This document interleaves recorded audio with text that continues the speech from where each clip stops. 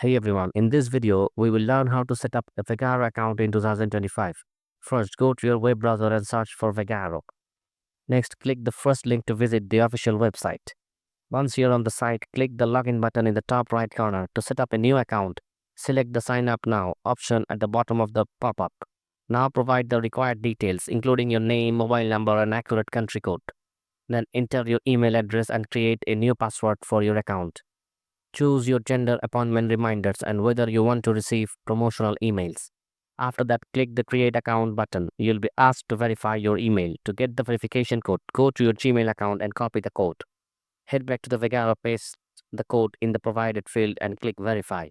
To log in directly, you can choose the Google option and select your Google account. Google will share your details with Vagaro, so just hit Continue. If you already have an account, simply enter your credentials, login. Next, verify your mobile number. Enter your number and select the correct country code. Once logged in, click the profile icon in the top right corner. For the drop-down menu, select the My Profile option. Here you can add additional details to your account and apply changes. Thanks for watching. Don't forget to like and subscribe to see more content like this.